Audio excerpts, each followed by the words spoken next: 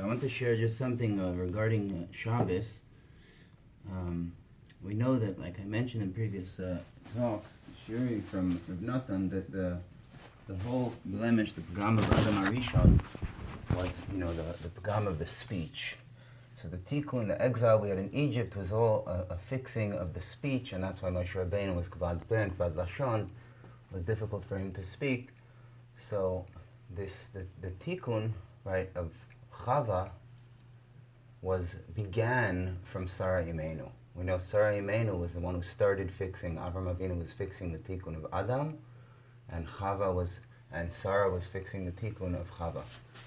So there's, Chazal teach us that Sarah Imenu had from within her, in her tent, right, she had the challah that was, stayed fresh from Shabbos to Shabbos, and then she had also the candle that was lit from Shabbos to Shabbos. And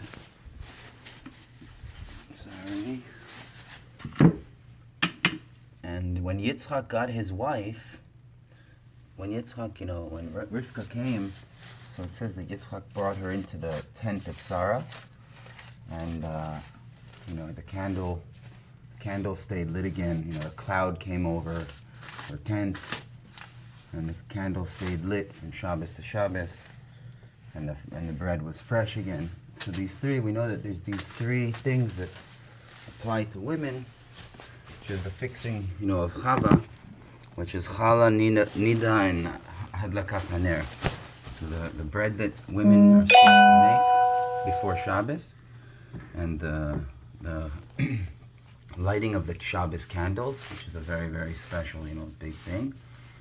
And it's specifically for women to do. The men do it if the woman's not around, or if he's not married, so he lights the candles.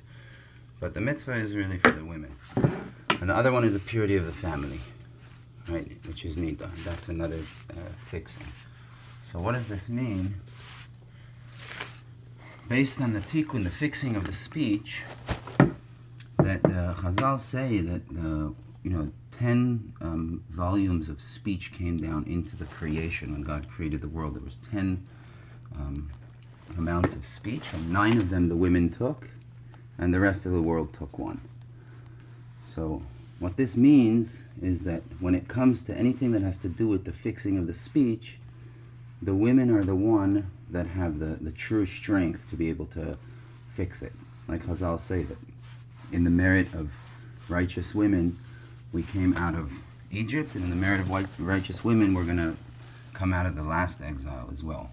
Because women have this power of speech, and like Leah, I was on the phone with Leah, she's in Israel now, and she told me she got up from her jet lag, she was up at 5 in the morning in Jerusalem, she decided to take a bus to go to the Kotel. And she said literally 80-90% of the bus was women, old ladies, young women, and then there was some men sitting there, But it was basically all women. And they were all going to the Kotel to pray. So the fixing, we see the fixing of the dibur, of the speech, is something that is really applies to women. So I just want to give over a little bit the importance of the speech, and then how it's connected to these, these mitzvahs. Maybe I won't be able to connect it to all of them, but the challah nida hadlakat haner, right? So lighting the candles on Shabbos, bringing in that light into the house, Keneged Shamor v'Zachor, right? Remembering the Shabbos that Hashem gave us as an amazing present. God told Moshe Rabbeinu, I have a present in my treasury, and it's called Shabbos, and I want to give it to Israel. Go and tell them, go let them know there's this amazing, amazing present I want to give them, this light of Shabbos. And Shabbos, we know, is the fixing of the dibur. Rav Natan says Shabbos all has to do with the fixing of the speech. And for that reason, we read the Parsha, but we read from the Torah, we read all 7. There's a lot of Torah reading. We have Musaf, so it's a fixing of the speech when it comes to Torah and when it comes to prayer. That's why we have, more prayers than we have during the weekday. We have, instead of 3, we have 4 prayers on Shabbos. We read, 7, the whole Parsha, right? There's a lot of speech. It's all Tikkun HaDibur. Very important to speak Torah and sing nigunim, right? The melody, again, it's a fixing of the tefillah. So the tefillah is the song. So it's very important also to sing nigunim on Shabbos, right? Shabbat Shirah, the time when they sang, saying the song Az Yashir Moshe coming out of Egypt, right? So it's all this tikkun. So Reb Nachman said that it's, you know, to be very makpid to sing nigunim on Shabbos. It's very, very important to tie in Shabbos, which is the fixing of the speech, to tie it in with the fixing of Torah and the fixing of Tefillah, and not just to have Dvar Torahs at the table. It's awesome, it's amazing, but not just to have Torah, to also have Tefillah, which is song. So this, how is this connected, you know, to the inyan of the bread, right? We know also Shabbos is the tikkun of eating, or Natan says. It's all tikkun achila is all on Shabbos. That's when we got the manna, right? The manna corresponds to the tikkun of eating, where a person's food everything becomes so holy. Everything he eats becomes holy. It becomes like the level of like eating the manna, right? And that's how a person's achila is supposed to be. It's supposed to be on a very holy level, where it's mamish like even during the weekday, he's like eating, you know, the food of Shabbos. So this corresponds, right? The food on Shabbos, right? The main food is what? The challah, right? So this is one of the fixings of the speech, because we know if a person, God forbid, like Reb Nachman says in one of the Torahs, if he overeats, what happens is he falls into like a moichin dekatnut. He falls into like a heaviness and a down. And Reb Nachman says that most of people's downfalls that they have in life are related to food. So the fixing of eating, right, depends on the woman. The fixing of the speech, which is the eating, right, that'll fix the speech. Because when a person falls into that exile, into that down, so it basically blemishes the speech.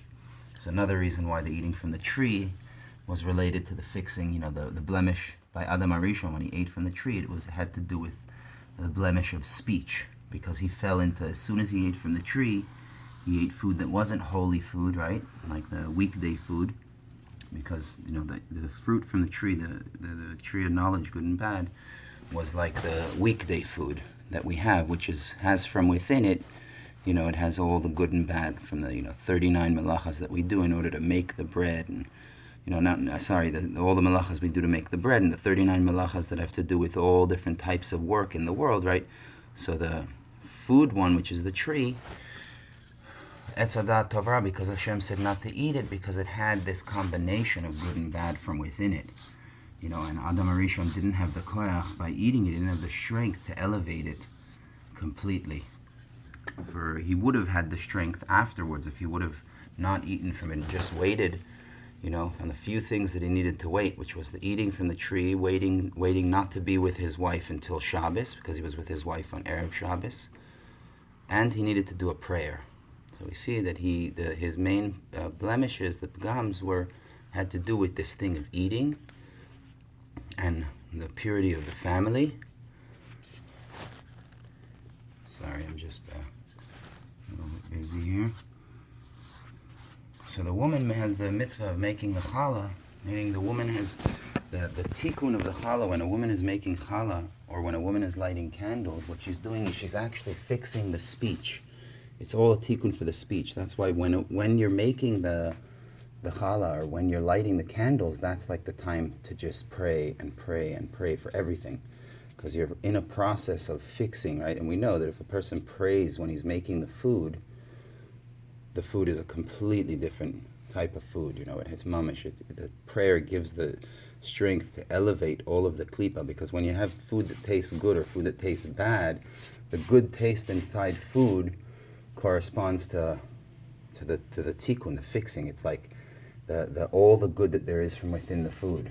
The bad from within the food, which is the bad taste, is basically all the klipot and all the things you need to wipe out and get rid of when you're making the actual food. So the prayer that you pray while you're making the food is something that has a very strong effect on the actual taste of the food. And that is the tikkun of the speech. That's the actual, you know, tikkuns. And that's why it depends on the woman, right? The making of the challah is the fixing of the speech, which we know the day of Shabbos, like we said, is tikkun adibur. It's the tikkun of the speech through prayer and through Torah. So these two things are these two things depend on the woman, and also the inyan of the purity of the family. We know that is the main mitzvah is on Shabbos. That's when the main the time of zivug between a man and a woman should dafka be, the unification should be dafka on Shabbos. Right? Talmidei Chachamim, meaning somebody who's inside from within the Torah, that's the time of his, the tikkun of that. So they're all related to the dibur. Those are all the prayers, right? The prayers that a woman and man daven to draw down holy children, right? I was thinking also, like, what was the whole thing that Yitzchak, when he brought Rivka into the tent, the Chazal say, like, all those things, the cloud above the tent, and the challah stayed fresh, and the candle stayed lit, and all these things. What was he looking at? Yitzchak Avinu realized, he knew that his Ima, Sarah Imenu, was davening and davening and davening for him to find his true soulmate. The true soulmate that he needs in order to draw down Yaakov Avinu, right? And bring the 12 tribes and have a continuation. So as soon as he brought her, and he knew all of that was going to be in the zchut of his mother's tefillas. So when he brought her into the tent and he saw these signs, so he saw all these signs come, all these things return, he realized that this is her, because he knew that these were the main things. The reason why these things stayed inside his Ima's tent all the time is because his Ima was working on the fixing of Chava, the tikkun of Chava, which is Chala, Nida, and Hadlakat HaNer. That's those three mitzvahs that a woman needs to do. And that was the tikkun that his Ima was working on, davening for, when she was in the tent all the time, making the challahs, the bread for the guests, and lighting candles for Shabbos. And I'm sure they had candles lit all week, besides the one that was lit all week, the Shabbos ones. But they always had light in their tent, because they were, always having guests and dinner and meals, and it wasn't like they had Shabbos every day. Because Avram Avinu's tent was open for everyone. It was like the biggest hachnasat orchim, like just anybody who needs a place to sleep or eat, that's where they came. So there was just always light in their tent. So he knew that all these miracles that happened in him, his mom's tent, was all in the zchut of his Ima's prayers. And what was she praying for? She was praying for Yitzchak. She was praying for Yitzchak and for his soulmate. So as soon as she passed away, these things disappeared. And then once Rivka came, they all suddenly came back. And Yaakov Avinu realized, this is my soulmate. He knew. Even though she was, Yitzchak Avinu, she was a little girl, right? She was young. You have to wait many, many years before you can even marry her and start having children. But as soon as she came into the tent and those things came back, he knew that it's her, because he knew that this is what my Ima was praying for. So anyhow, I just wanted to touch that Nakuda, but it's very, very important for women just to understand, men obviously, but we have like a tiny little, the Rav Auerbach says, we have a little turia, like one of those little things, I don't know what it's called in English, but thing you dig a little hole with, and like women have like a freaking bulldozer, like they got a heavy duty, when it comes to the speech. They have really, really strong power. So it's important that when a woman is lighting the Shabbos candles and bringing that light into the house, to mamish daven for the soulmate, of all her kids, for her own soulmate if she's not married. It's a very, very powerful time, because it's mamish that it is what she's doing is that it's the tikkun of Chava. Doesn't just mean that she's lighting candles because Adam Arish, because she put out the candle of the world, which was Adam and those things. But it's mamish, it's the time of fixing the speech. So that was the main blemish, was the pgam of the speech. So on Shabbos, which is a day that is all about fixing the speech, right, to daven and daven and daven for everything, right, and also when it comes to making the challah, it's very important if women could make challah, because the whole thing of challah is fixing the food, right, making sure that the Shabbos food is that holy Shabbos food, and the way to do it is by praying and praying and praying while you're making the challah. And mamish drawing down like kedusha and holiness onto this bread, onto these feasts that we're going to have throughout the Shabbos. Because everything else you make is, it's cute and sweet. It's all Shabbos food. It's amazing, right? But it's all kind of like tafel. It's not the ikar. It's not the main. The main thing is the bread. The main fixing of the speech is the bread. Because like we said, that the speech is all about, the dibur comes from the mind, and the mind is hey hadat, right? It's the 5 letters. So those are the 5 grains that you make bread, which is the main substance of a human being, corresponds to the mind, to the da'at, and the da'at is the speech. Right? Mipiv da'at utvuna, that you reveal, one reveals his da'at through his speech. So B'ezrat Hashem, we should be zeichet to mamish enjoy an amazing, amazing Shabbos and be mitchazek and just get stronger in Torah, in Tefillah. And again, it's always important to remember. That's why I started off with those lessons of every person on his level. Just because I'm not a Baal Tefillah where I daven, 4 hours in front of the candles, or go out and do Hitbodedut.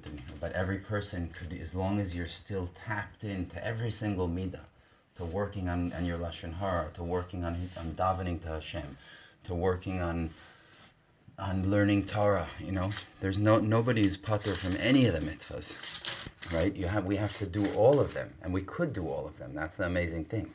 We just have to value the working and doing every single one of them on our own level, which means when it comes to Torah, what I could do right now is 3 minutes a day, that's what I do. Okay, I'm tapped into Torah, I got my 3 minutes a day.